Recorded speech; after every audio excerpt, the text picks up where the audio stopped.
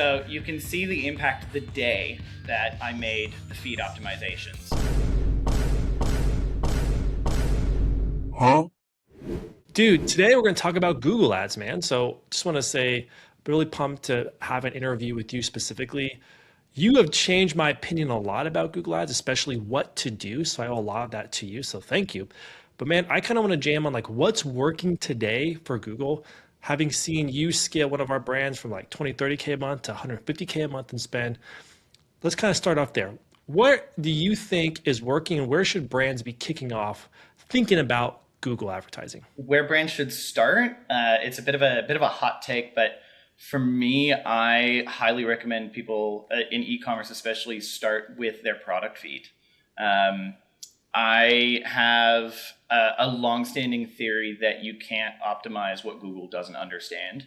And so if you're trying to optimize your ad campaigns, your creative, and try and get performance to improve or scale, but Google doesn't actually understand what you're selling, you're kind of wasting your time. What are some tail signs that the feed's kind of sucking? Usually start with an audit and look at product titles, descriptions, classifications, overall feed health, and look at merchant center ratings and see where you're actually sitting.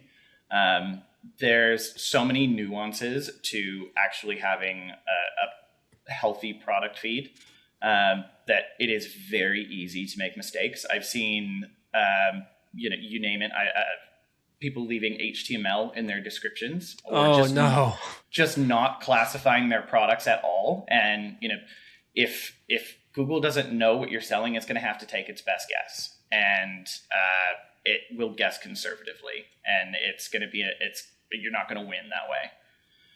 So any sort of missing attributes are going to be a pain point. I'm happy you mentioned the missing attributes because what we often see is most brands, they just sync Shopify with Google and call it good, but that doesn't actually pull and fill in all the attributes in a feed. And that's where people really go wrong. So what are typical missing attributes that they miss because they're just doing the sync and not actually customizing? Well, it depends on your vertical. For example, like apparel, if you don't have the color, gender, or size information for apparel, Google can't serve those products in a wide number of countries, including the United States, Japan, Australia, I think Brazil as well.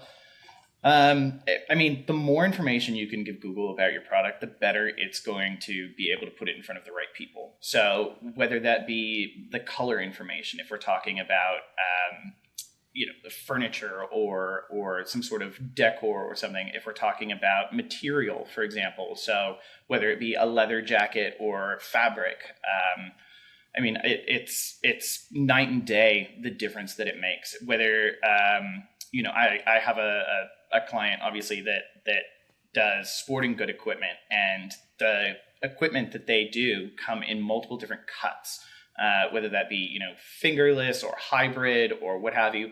And when people are searching for a specific type of glove, let's say soccer, for example, if Google doesn't know what cut the glove is, it doesn't know which product to put in front of it. So, you can add custom attributes even and leverage that data. And if you're not doing that, you're missing out on eligibility pretty much out the gate.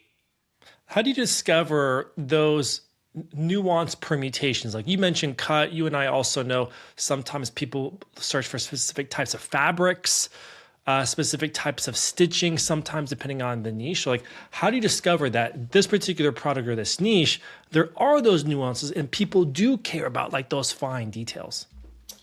Well, it's actually, it's a change in the way people are searching. Search has changed really dramatically since about 2023. The rise in long tail searches have grown, I think it was 50% year on year after 2023. Wow. And now it's growing at a rate of about 1.5 times faster than short queries. So instead because of AI as well, like Gemini and GPT and how people search, it's definitely influenced it. It's people have shifted away from, looking for Nike running shoes.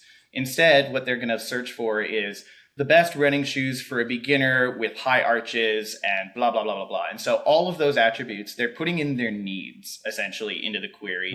And so they're not using shortcuts for a brand or a specific product anymore. They're basically presenting a problem, and Google is going to match them with the product that best fits rather than I want this, here's this.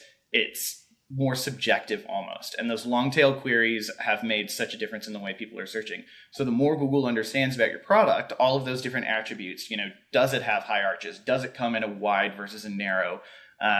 Does it have, nitrogen infused soles or what have you? Like all of those little pertinent details, the better Google can understand it, the more likely it is to select your product and make that call to put it in front of the person, because it is very subjective.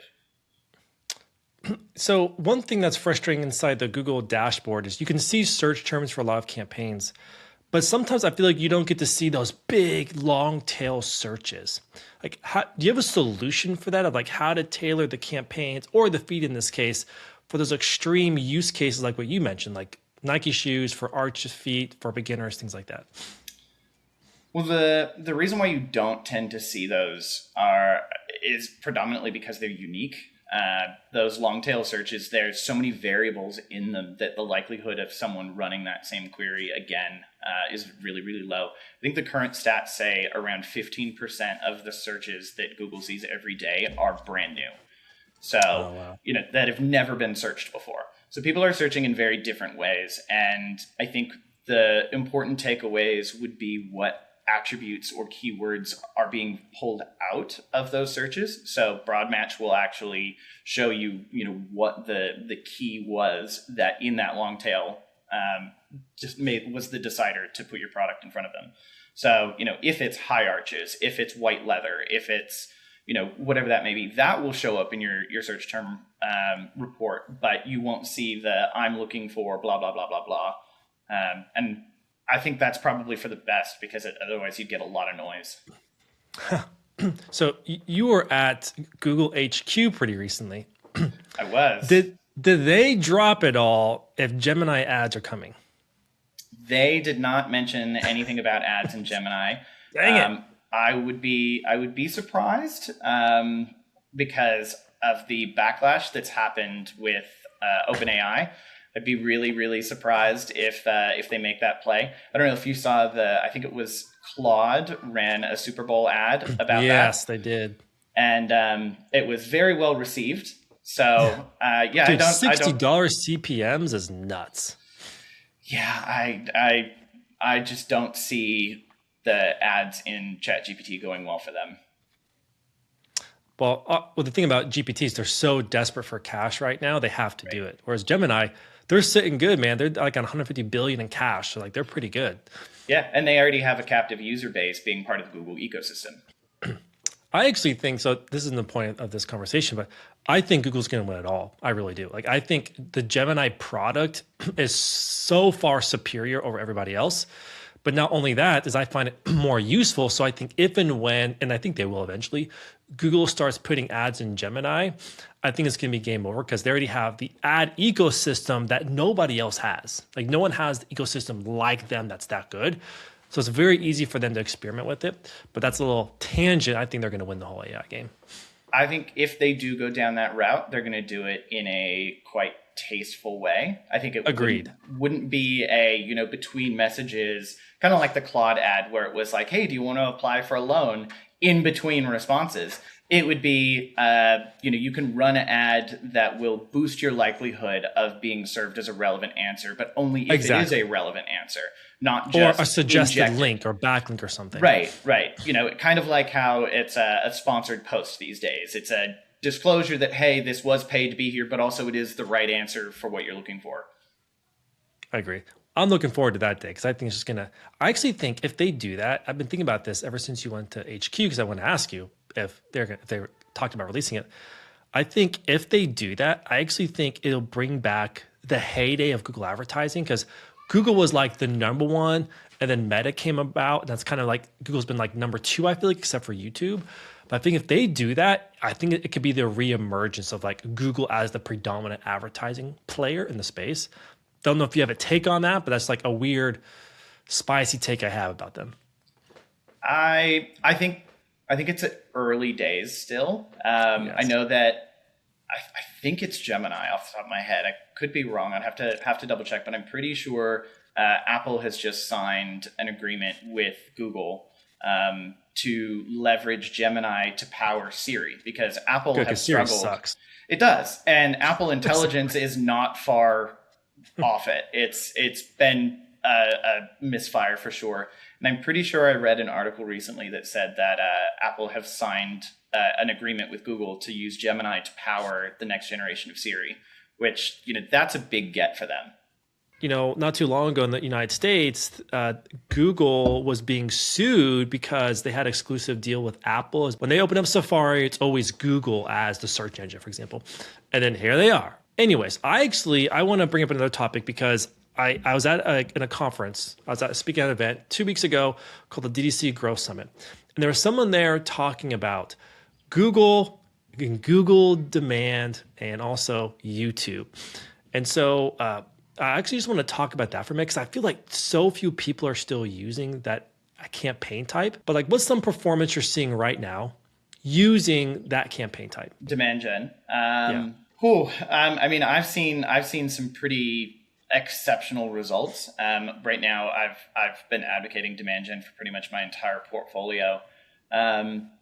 Through peak, at one point, I saw one of my clients, through enabling demand gen, have so much traffic that their account hit a 61 ROAS at an account level, just because there was such a massive surge of interest in traffic. In the past, I've seen demand gen just absolutely blow the bottom of the funnel out of the water. It is only as powerful as your configuration. So at the moment, I kind of operate by a 3-pillar approach. It's prospecting, warm audiences, and remarketing. Demand gen is kind of that plateau breaker for accounts that have somewhat gone stagnant, I guess, in their interest. If they're trying to capture a new audience or break into a new region, it's on that. How do you know that they've gone stagnant? Like, what are some of the signs that you've gone stagnant? You probably need to consider demand gen. Well, when new customer acquisition starts tapering off, it's pretty. Like if you're trying to spend more and you're not getting more out of it. Right, absolutely, and you start getting diminishing returns. If your core audience is retention and people returning to make follow-up purchases, it means that you've sort of plateaued. You need to do more brand awareness. You need to get your name out there. You need to start getting that recognition. And demand gen is really, really powerful in that. In its early days, they touted around a 20% boost in performance if you ran it in tandem. Nowadays, I see way higher numbers. I know, and every account that we see, they're not running it. And I know it's probably newer. They probably don't realize how much better it actually is. So where do you feel like the power from demand gen comes from? Well, at the moment, it's one of the only campaign types that you can run lookalike audiences, which is quite surprising. They did take that away from PMAX quite a while ago, from memory, but that was one of the key things that came out with demand gen, was the ability to run lookalike audiences. So it's a good way to be a little bit more general and use those signals and insights to get in front of the right audience without exactly knowing who they are. It is a bit of blind trust in the algorithm and the machine learning. Like the black box feeling? It can be, for sure. And I have seen a lot of hesitance because it is new, kind of like when PMAX first came out. I was one of the people that were like, I'm not using that, it's terrible. And then it improved. And with time, it's now an absolute workhorse. Demand gen is kind of the same. It's still the new kid on the block, unless you consider AI Max.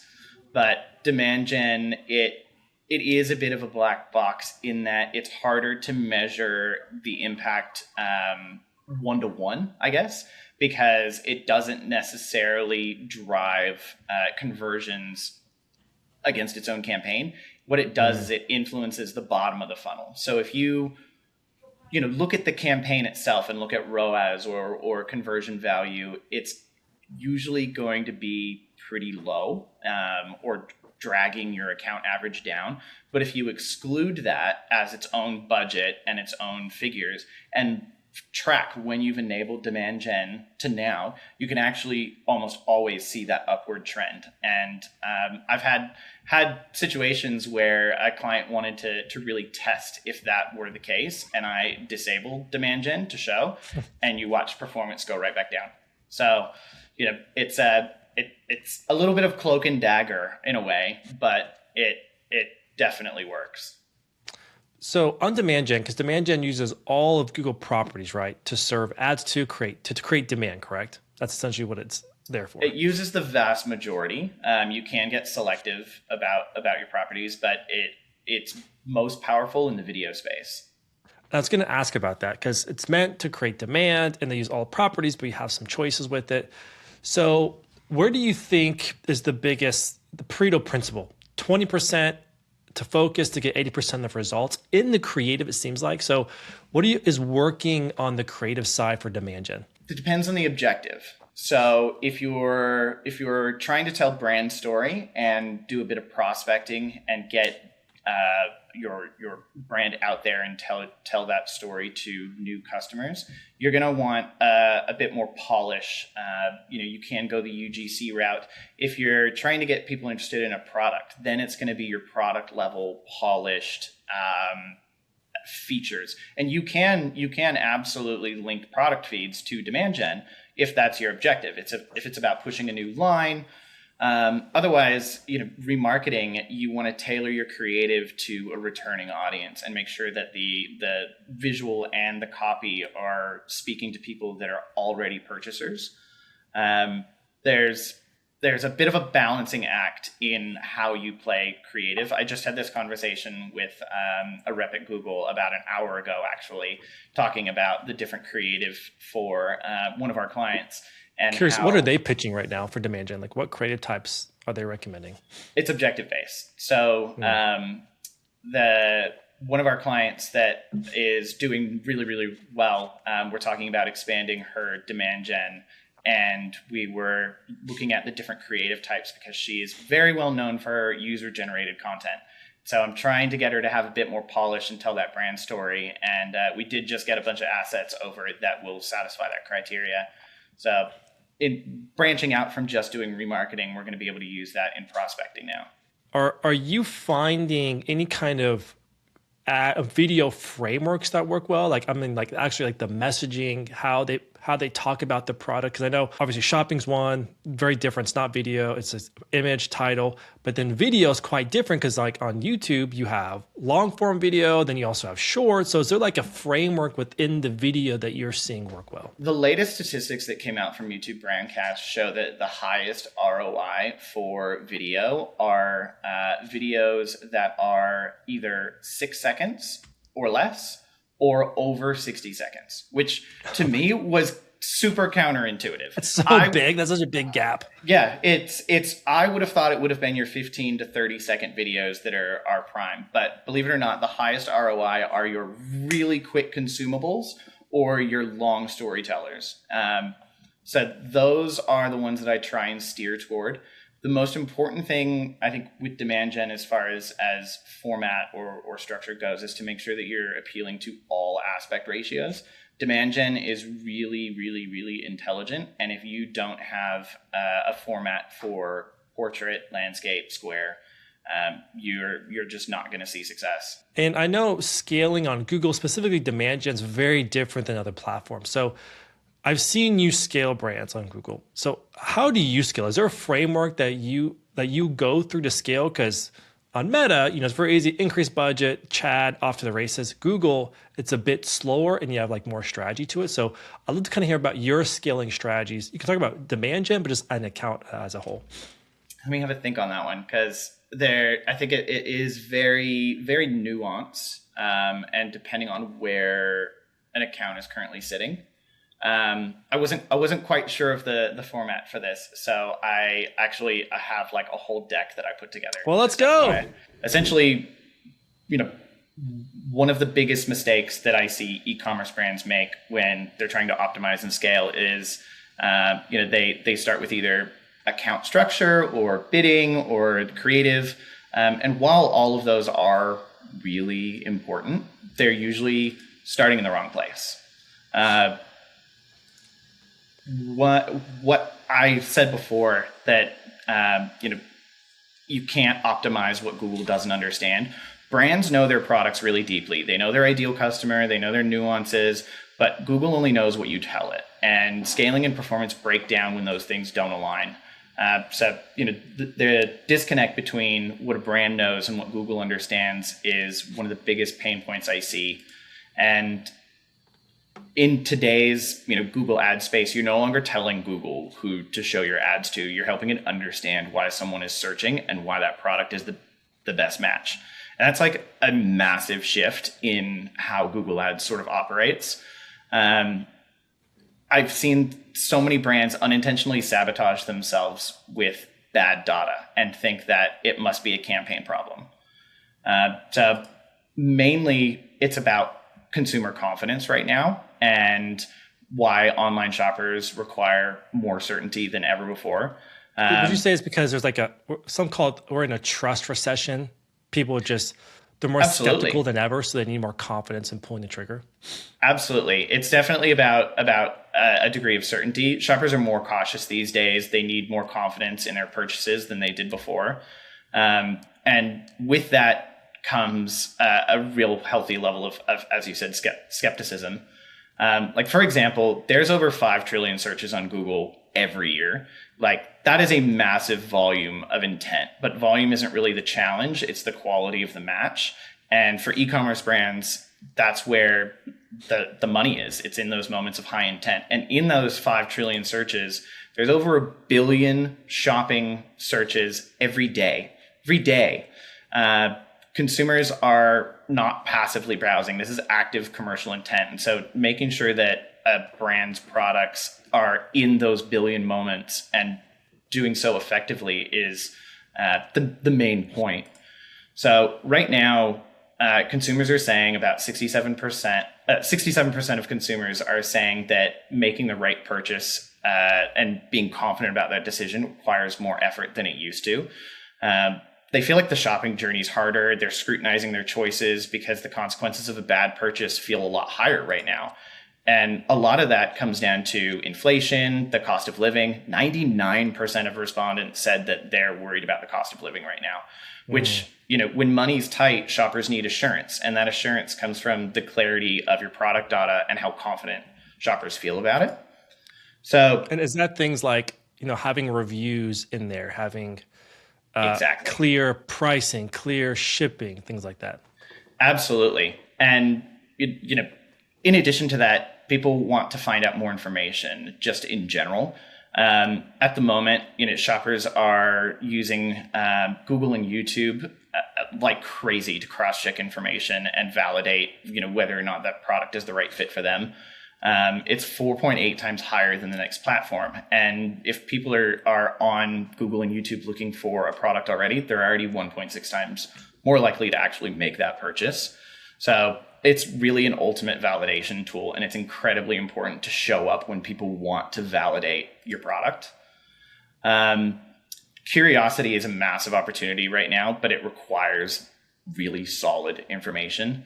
So 83% of Gen Z say that they turn to Google they agree that YouTube creator content is trustworthy. So if a creator endorses a product, 86% say that they go to Google for discovering and researching, whether that be new products or information about them. So, these trust signals, they aren't so much cosmetic as they used to be. They're more about like a conversion infrastructure. So being present on the right platform is critical. Over the last peak season, there was a survey done that said that 4 out of 5 shoppers used Google or YouTube to make a purchase. And that's despite the last 5 years of new touch points, new social media platforms, the advent of TikTok Shop. People are still going to Google and YouTube. And kind of like you said, that increased scrutiny, right now with the state of the economy and everything, the price for making a wrong decision is just way too high. If someone isn't sure about your product, they're going to abandon ship. 70% say that they'll delay or avoid a purchase, if not abandon it altogether, if they're just not sure. So making that decision is critical. And that's why I said earlier, making sure that Google knows your product is super critical, but also making sure that the consumers know and understand that information too. So 64% of Australians, for example, say they cannot afford to make a wrong decision. And I mean, I can relate to that. I'm way more diligent with my online shopping these days. So, people don't just buy because they saw an ad. They buy because they felt confident that it was the right choice. So, I guess, how do we make sure that Google decides that a product is worthy of that confidence or that choice? Well, it's relevance. And relevance is how Google decides which products fit that search criteria. So in 2026, it's no longer about keyword matching at its core. The new model is matching intention and people with needs to the products that it understands best. So on that, how do we better understand our customers' intentions or a plethora of potential customers' intentions? You can definitely understand by looking at those search terms, but also thinking about needs. So when you're shopping for something, are you searching for a specific product more often, or are you searching more for something that satisfies a problem that you're having?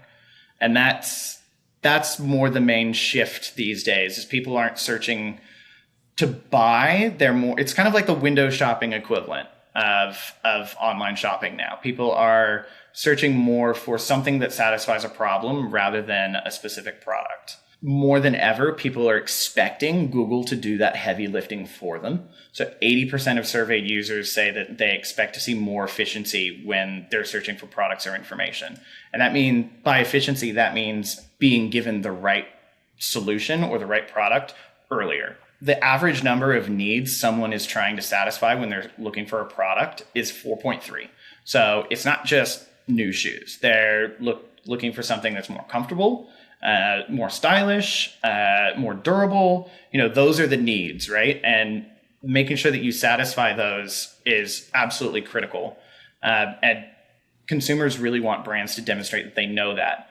So 86% of consumers have demonstrated that they've have stated that they've discovered new products on a feed, whether that be YouTube or Google itself. And 98% report that they're more likely to trust the recommendation of a creator on YouTube. So, the power is there. And what's really interesting is the moment that someone discovers a new product or a product line or something that might be of interest to them, they take immediate action. So capturing that intent is really, really, really critical. So relevance needs to be everywhere. About 70% of Australians actually use their phone in store while they're making a purchase in person to cross-check that information. So even if you're a brick and mortar store, it's really important to have your products listed on Google and make sure that the data matches what someone is experiencing in person. About 75% say that they cross-check multiple sources to make sure that everything's correct. And right now, people are expecting results to be more personalized than ever. So, like I said, it's that expected efficiency. Relevance. I have a question on that, Tyler. So, sure. I mean, the good part, Google's so smart. If you have a really good, robust feed, and we know this, and it's fully filled out, all the attributes are there, and they're there strategically.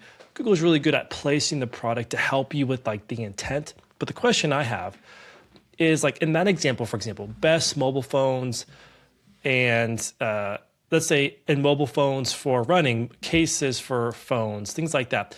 Is it better to just put it in the hands of Google and they'll put your product matching the intent, or to anticipate intent and then have different feeds, supplemental feeds, or other products better matching intents? Like, for example, we have a brand that sells like tennis equipment.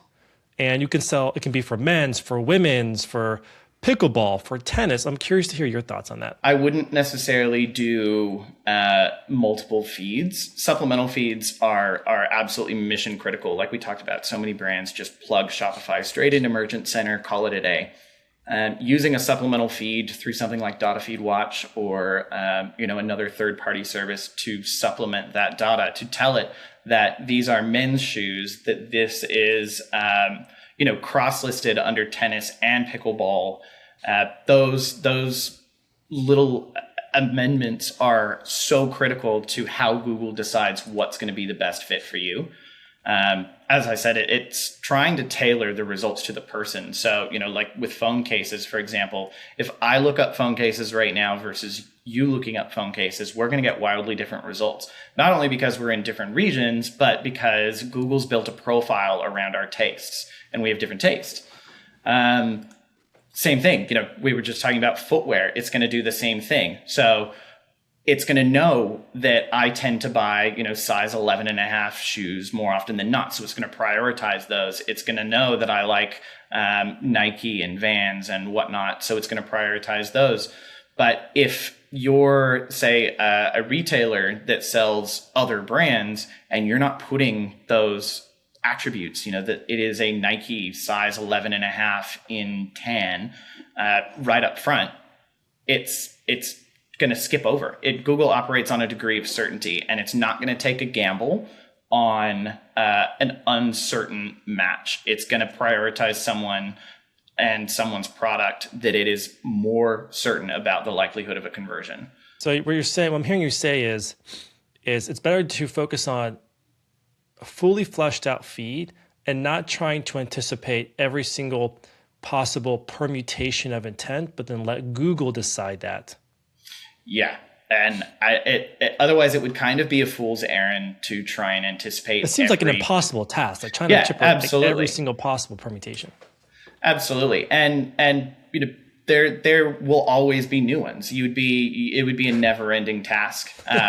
So it's better. I know, it sounds very like I'm an AI fanboy in that regard, but you should really leave it in the hands of the algorithm.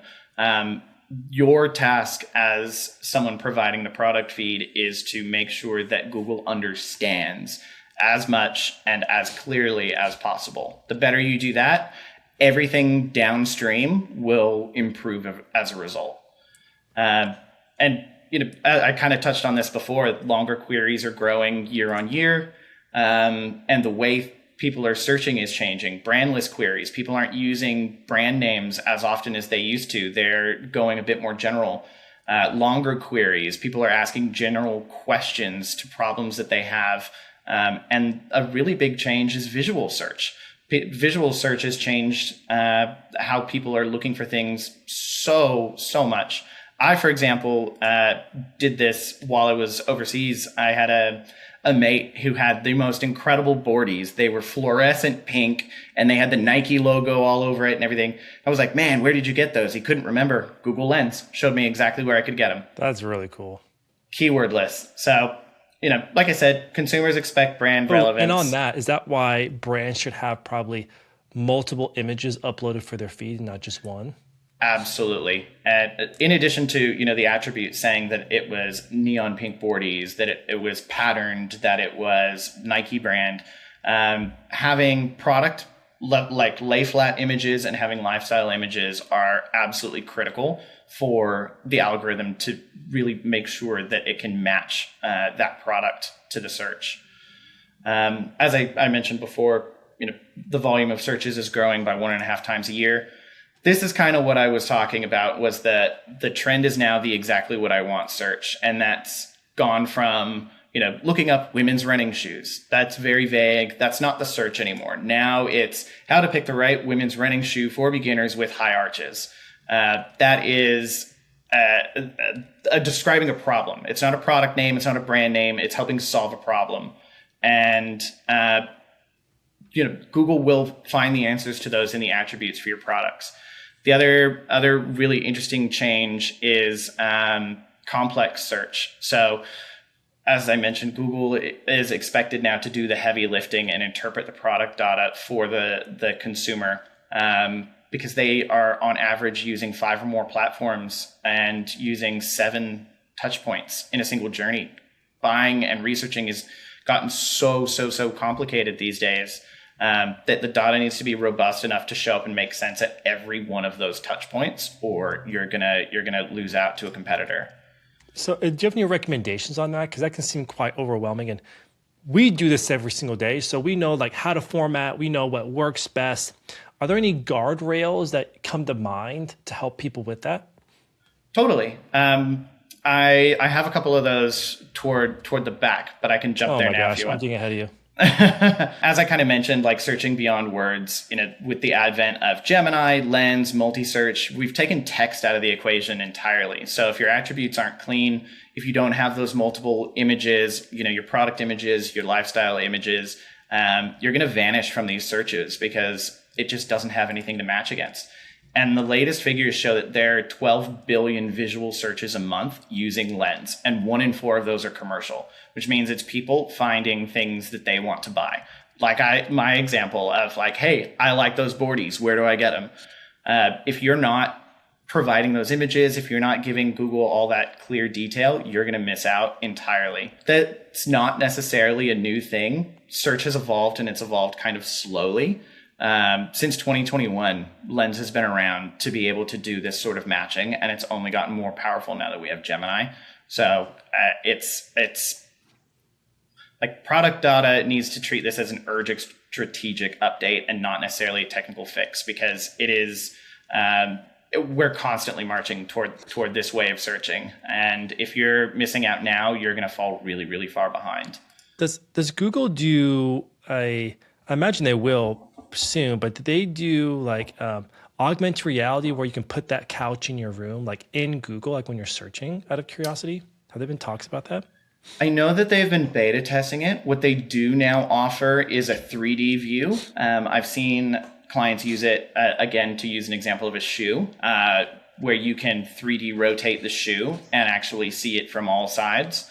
I highly anticipate that it will be an augmented reality situation anytime soon. You can like upload a photo of yourself, or like just do a camera view of yourself and like put that shirt on me, put that. Yeah, I know other retailers already do that, so I wouldn't be surprised. It's hard to do that, though. There's not like an easy platform to do it, I feel like. And that's why Google, man, if anyone can do it, they can pull it off like for the masses. I expect that's going to be in their product studio in the near future. Given that you can already create 3D renders there, it's going to be the overlay factor that will change the game for sure. So as far as like what's a strategic fix, I'm not going to get too heavily into the technical details, but essentially the goal is to elevate your offer quality by giving Google as much information as possible, by making sure your bid strategy is locked in and making sure that your feed is relevant, that the descriptions are going to be matching to what people are going to be looking up. I have a lot of clients that like to be quirky or silly or whatnot in their descriptions, and that's fun on your website, but are those terms actually going to be what people are searching for, or are they going to be terms or language that Google's going to be able to understand and match with a search? And that's kind of where you have to weigh up brand guardianship and tone of voice versus understanding for the platform. So it is a bit of a balancing act.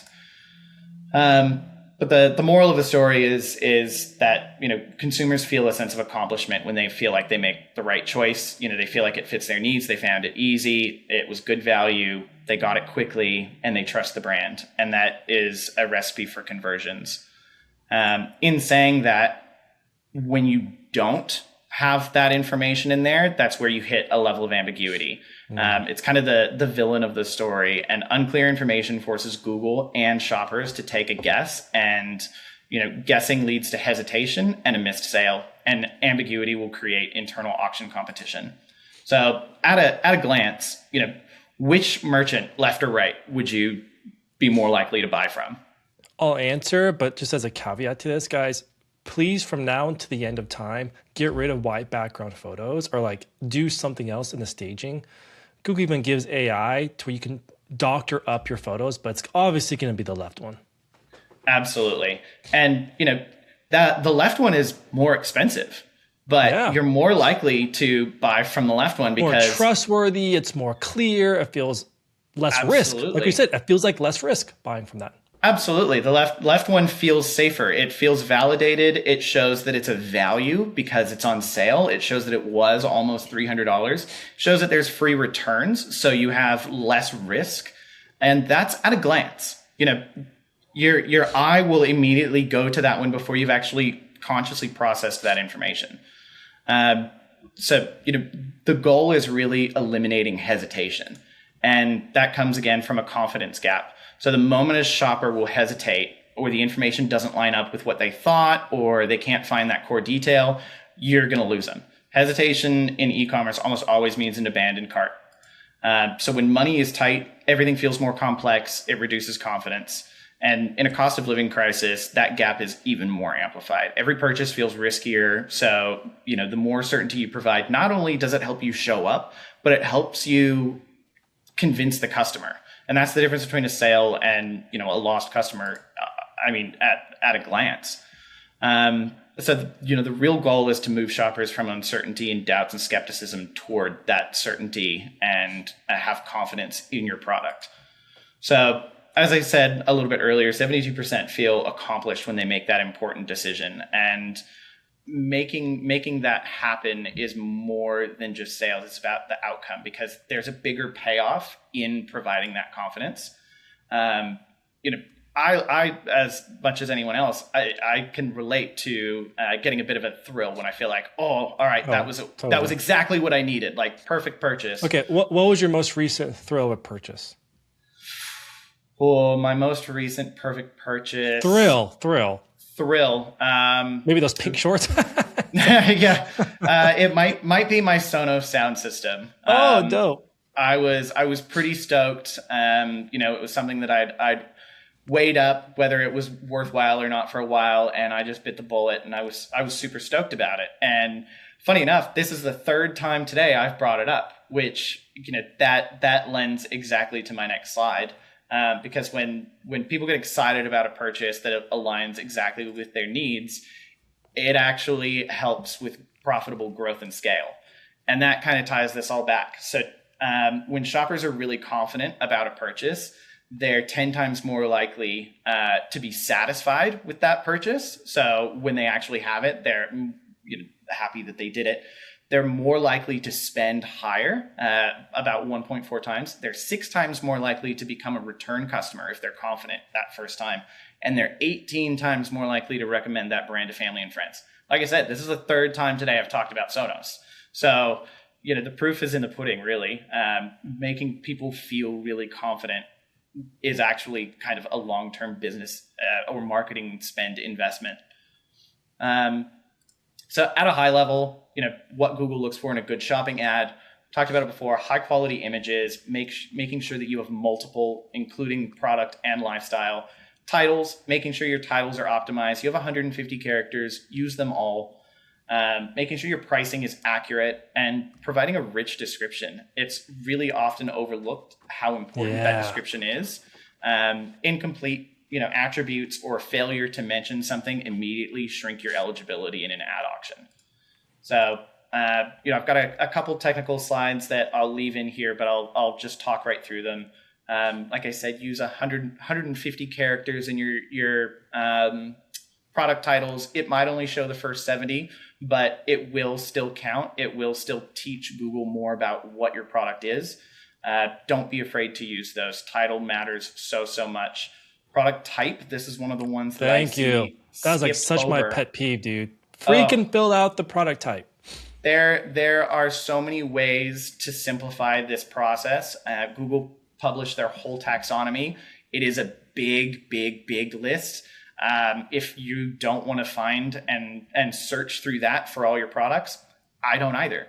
A really good tool is DataFeed Watch that you can use to automatically match up products by category and set rules so that if the word shirts is in your Shopify classification, that's going to automatically tell DataFeed Watch to classify it as tops and shirts.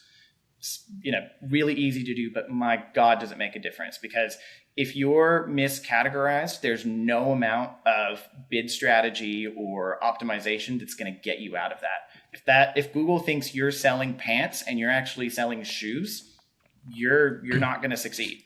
So quick story. So we had a brand one time that came to us like our Google feed isn't working, and they sold like baby white sound, baby monitors, things like that. And I kid you not, whoever set up before did the taxonomy to where it was baby clothes instead of baby. I think it was like baby tech or baby machines or whatever. Dude, that one changed everything because Google is like trying to put it in front of clothes. Of course, it's not going to make sense. Yeah, absolutely. Like I said, when we talked about which merchant would you buy from, those little annotations make huge differences. Using merchant promotions is one of the most powerful ones. I've seen up to 46% ROAS uplift just from turning these on and actively using them. You can sync these with Shopify. People just tend to overlook it or put it in the too hard basket. It's so undervalued. Key annotations, that sale badge, like I said before, it automatically lends value. It makes you think, oh, well, it's a $300 bag, but it's only $178. I mean, might as well. It's a better deal. Those tend to give you higher click-through rates and number of conversions right out of the gate. Product ratings and reviews are worth their weight in gold, making sure that you have your SKUs, your GTINs or your MPNs, your product identifiers matched up so that those reviews actually propagate over is mission critical. Amplifying your different offerings with those promotions, kind of like I said before, 46% increase in ROAS. Why wouldn't you do that? It seems like a no-brainer, right? And then shipping. Shipping is another one that gives a lot of confidence. Shipping, letting people know that you have fast and free shipping is a huge uptick in conversion rate, but also showing that you're knowing your return policy at a glance. That eliminates a lot of risk. That if it's not the right fit, if it's not the right thing for me, I can return it. I can return it easily. It's not going to be a problem. Yeah. Removing the risk. Good. Absolutely. It helps with click-through and conversion rates. So the moral of that story is every missing, inaccurate, or vague product attribute forces Google to guess, and Google will guess conservatively. It will not risk a poor user experience for your shopper. And so, you're going to ultimately lose out. You can't optimize what Google doesn't understand. I've said that multiple times now. I'm going to sound like a broken record, but if Google misclassifies your product, everything downstream is compromised. So, it's kind of like trying to build a skyscraper on the foundation of a townhouse. If you don't fix your product feed first, no amount of campaign strategy or restructure or adjusting bidding is going to help.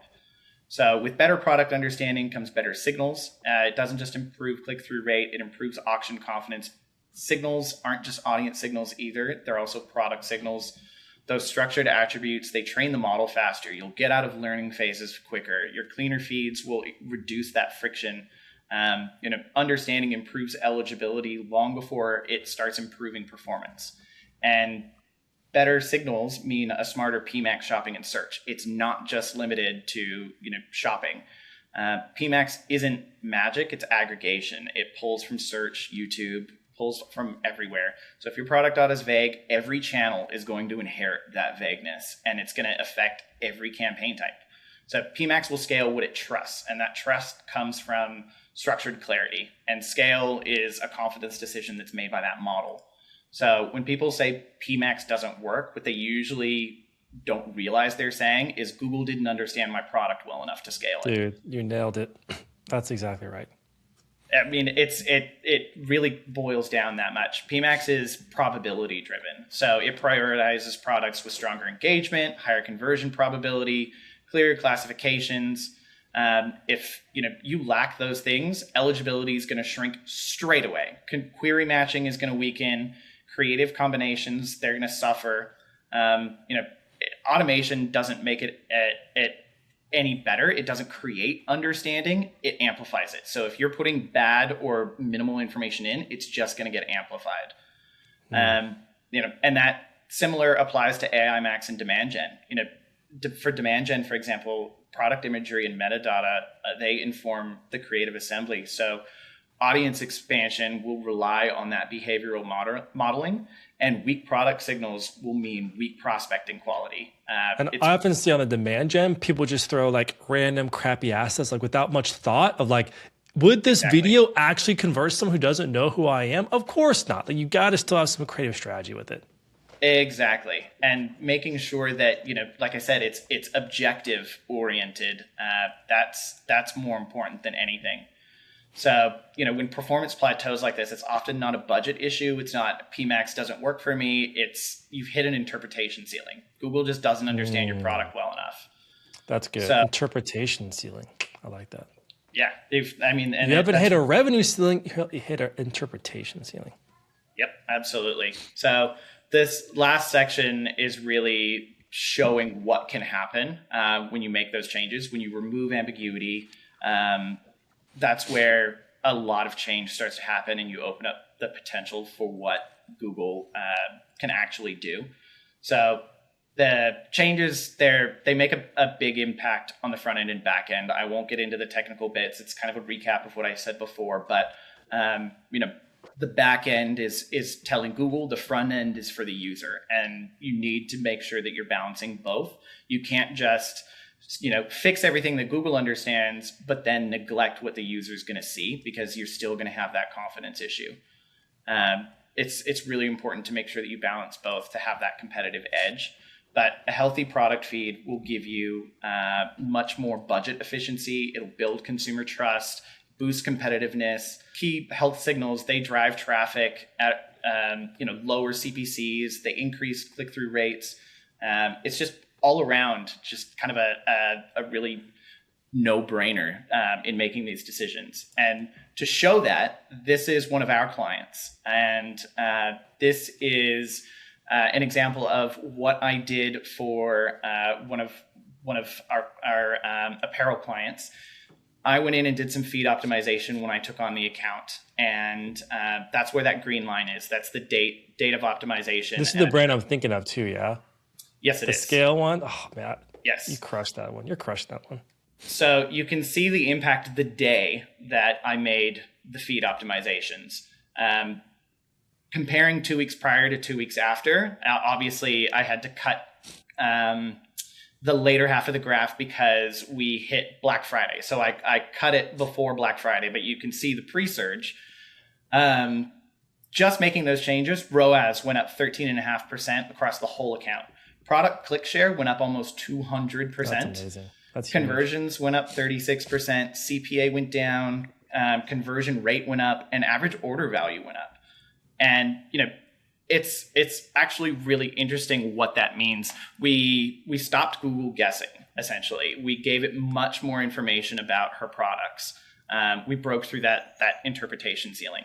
So the higher average order value indicates better query alignment. It means that we were in front of people that were actually looking more specifically for what we were offering. The lower CPA shows efficiency gain and demand lift. Now, the red line is click share, right? And the blue line is clicks. And while you might think, oh, well, so clicks went down, they actually went higher than they were before. Clicks went down because we eliminated the irrelevant traffic and wasted spend. So clicks going down was actually a really good thing, because while we had less clicks, revenue went up and conversions went up. So we were more efficient in who was seeing our ad. We had much more competitive strength, and we were pushing forward that relevancy. I see so many agencies skip this whole aspect because it's not as glamorous as a campaign build. But it's not, but man, it's like the hours I'm going to spend to just save myself hours later and just have better performance. Totally. So, and literally hours. Because I know you stressed that feed for a long freaking time. You put a lot of work in that feed. I did, just because I really wanted to make sure that it was dialed in to the best of its ability, and then use that blueprint going forward. But to somewhat wrap it up, at risk of sounding like a broken record, Google needs interpretable products. It really boils down to that. Structured clarity reduces entropy in the system, and less entropy will mean faster learning cycles, and that means better optimization. So, your feed health is actually training the model and leading it in whichever direction. So it's really important that you are steering it in the right direction. And so, if that clarity drives performance, then the question becomes what's first, and, where do you start? And for me, I feel like a lot of brands do this in the wrong order. I feel like you need to start with product understanding and feed clarity to make sure that you're showing up where you're relevant. I mentioned this before, automation magnifies input. It doesn't correct it and it doesn't create it. So you're only going to inflate existing issues if you jump to automation too early. You can't bid your way out of a misclassification. You really can't. If Google misclassifies your product, you can't fix that with a big bid strategy. You need to go back to the base. I feel like in e-commerce, campaign structure is more the delivery mechanism, and feed clarity is that strategy layer. So, the main takeaway, I guess, from all of that is you don't just optimize Google Ads anymore. You optimize what Google understands, and that's kind of my key takeaway. It's more important now than ever. Man, thanks for taking the time to go through that. One thing I've been so impressed by specifically is watching you is watching the effort you go into to make sure feeds are perfect. Because when you do that, everything else just starts to click, the brand gets more profitable, and it's like a flywheel effect that once you just have that core component down and Google really understands, because so much of how Google delivers ads based off machine learning and AI, it's this amazing compound effect, man. So thank you for showing that. And the one advice I can give for brands is just put in the effort. And if you need help putting in the effort, understanding if your feed is all jacked up, schedule a call with me, schedule a call with Tyler. We can just take a peek. It wouldn't take long, but it is worth the effort. Absolutely. So thanks, man. I appreciate you. No, thank you. See ya. All right, see ya.